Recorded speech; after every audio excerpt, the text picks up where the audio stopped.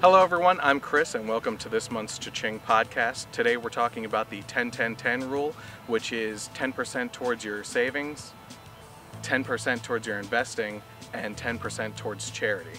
And the other 70% would actually go to your spending habits. So let's talk about that then. Just as an example, if you make $100 for your after-school job for the month, we can apply the 10-10-10 rule to that by taking $10 towards your savings account to save up for something that you want in the future, $10 for investing, something like a mutual fund perhaps, $10 for a charity of your choosing as well. So there's a lot of charities and we can actually talk about that in a couple minutes as well. The remaining money, which would be $70, can go towards anything you want as far as spending. You can go to the movies with it, restaurants, or spend it out with your friends. Let's talk about why you should be saving in the first place. It's never too early to start saving. You can start by saving up for something like your first car or college. It also teaches you discipline as far as saving up for bigger things down the road. Another important thing to realize about your savings is that if you ever have an emergency in the future, this creates a good cushion for you that you don't have to scramble for money in an emergency situation.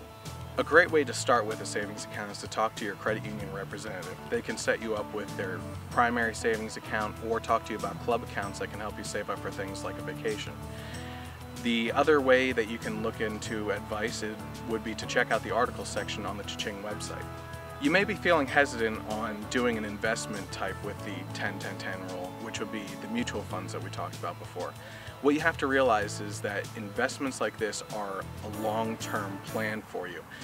You don't want to touch that money right away, and in some cases you probably can't touch that money right away, but it will earn you more money over time. Another great way is to start the savings for college in this case. That's another great reason to have a mutual fund, especially if you're starting earlier in your teens. The last 10 rule of the 10-10-10 rule would be charity. And there's a lot of different charities that you can get involved in.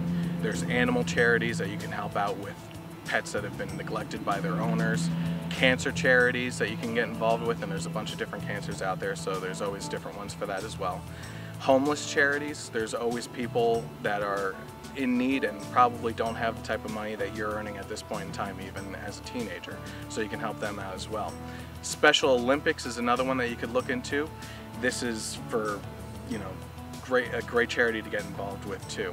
Remember, donating to charity doesn't always mean donating money. You can always volunteer your time at things like soup kitchens. You can also go to pet shelters where they can actually use a lot of help with volunteers cleaning up the pens and feeding the animals and things of that nature.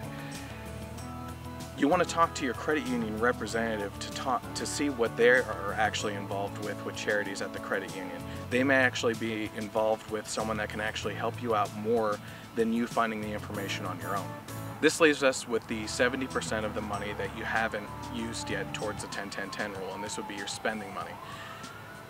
Do wise things with this money. You can budget this money out correctly so you only put so much towards food that month, towards entertainment, and things of that nature. You can check out the budgeting podcast that we have on the Cha-ching website, and we also have articles too.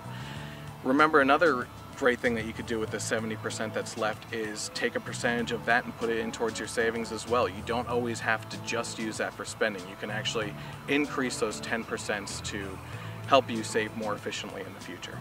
I hope this month's podcast has helped you out with your 10-10-10 rule of saving, and we'll see you next month.